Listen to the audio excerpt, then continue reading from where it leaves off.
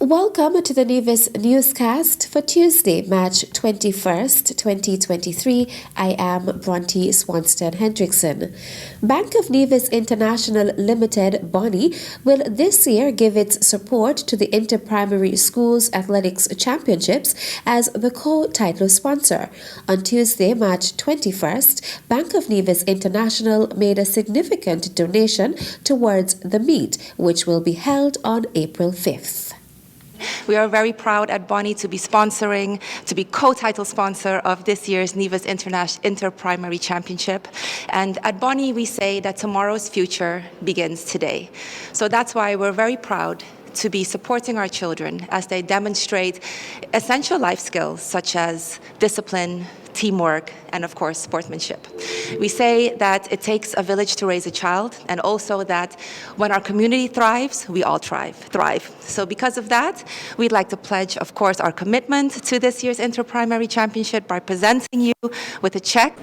And of course, we'd like to wish you the best of luck with the preparations for this year's championship. And we'd like to wish the best of luck to our junior athletes as well. We hope that our international platform at Bonnie will open up greater visibility and allow more people to view and support you, and wish you all the best on your journey. And you never know who's watching. So if you don't know who's watching, you never know. It could be a scout. It could open up a world of international opportunity. And this is just the first step on your journey, and we're very proud to be a part of that. And we wish you the best of luck, but most of all, have fun. Have the best fun and do your best, because that's all you can do. The Honorable Troy Liburd accepted the check on behalf of the Ministry of Education. I want to thank Ms. Rachel Whitvalve on behalf of the Bank of Nevis International for handing over this check of US $20,000 that will go towards the hosting of our Bonnie Golf Insurance Primary School Championships for 2023. It feels really, really good when corporate entities within the community decide to come forward and to partner with the government for the betterment of the young people of Nevis. And we are hopeful that some of these young persons who are going to be the beneficiaries of this kind donation this morning from the Bank of Nevis International, that they will value this contribution and that it would help them on their life's journey. The Inter-Primary Schools Championships, also known as Nevis's Mini Olympics, is slated to be held on April 5th at the Nevis Athletics Stadium. A 3-day Water and Sanitation Hygiene WASH workshop hosted by the United Nations Children Fund, UNICEF, St. Kitts and Nevis is taking place at the Nevis Disaster Management Department's conference room from Monday 20th to Wednesday 22nd March. The meeting, which is being held in partnership with the Nevis Disaster Management Department and the National Emergency Management Agency, NEMA, based in St. Kitts, brings together stakeholders from across the Federation. Wendy Elliott Williams is the UNICEF St. Kitts and Nevis Program Coordinator. There are two things the workshop will focus on: water, sanitation and hygiene in emergencies, WASH, and the Children's Climate and Disaster Risk Data Model. Climate change threatens children's right to food and water, homes, health, and education. Therefore, climate change should be viewed not only as an environmental crisis, but also as a child's rights crisis. To make informed decisions, we need more granular data collection. We need more analysis to identify the vulnerabilities children are facing, the number of children who are facing these vulnerabilities, and where the children are. On WASH, this workshop reintroduces the concepts to disaster management stakeholders. Director of the Nevis Disaster Management Department is Brian Dyer. The intention here is to bring our stakeholders together so we can discuss water and sanitation hygiene methods in emergencies. And then we look at a child-sensitive focus with regards to generating some database. And also the ultimate goal is to put together a task force or a committee or wash group, whatever terminology we call it at the end, because it will have to go to our superiors for blessing, whether it will be incorporated into the Mitigation Council at the national level, or the Disaster Management Committee meeting at the local level, or it's a standalone entity. Our superiors will determine the way forward. There is something in the workshop that would also test your skills on how you respond. We have a simulation exercise that we hope to engender some of your critical thinking skills and come up with some problem-solving skills as well. The featured presenters are Mikhail Ashon, Climate, Environment and Disaster Risk Reduction Officer at the UNICEF Office for the Eastern Caribbean, and Janil Didali, Multi-Country WASH in Emergency Preparedness Consultant for the Caribbean UNICEF Regional Office for Latin America and the Caribbean. The Nevis Electricity Company Limited NEVLEC has benefited from a training course hosted by the Japan International Cooperation Agency JICA on acceleration and promotion of geothermal energy investment opportunities. A press release issued by NEVLEC says the February 13th to 22nd program was timely as financing is being sought for the geothermal project in St. Kitts and Nevis. Financial Controller Roma Hanley attended the course and was able to obtain developmental skills to aid in the evaluation of investment proposals.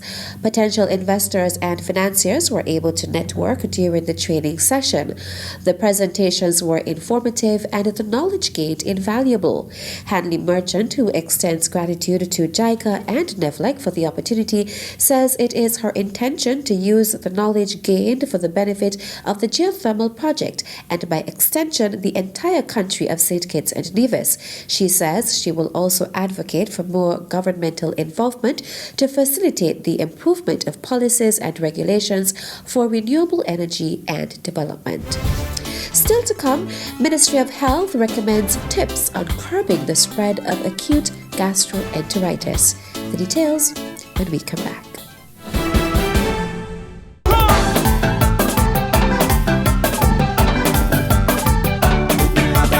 Truly, one of the few places that has an untouched beauty that has captivated the hearts of many. Nevis is everything you imagine.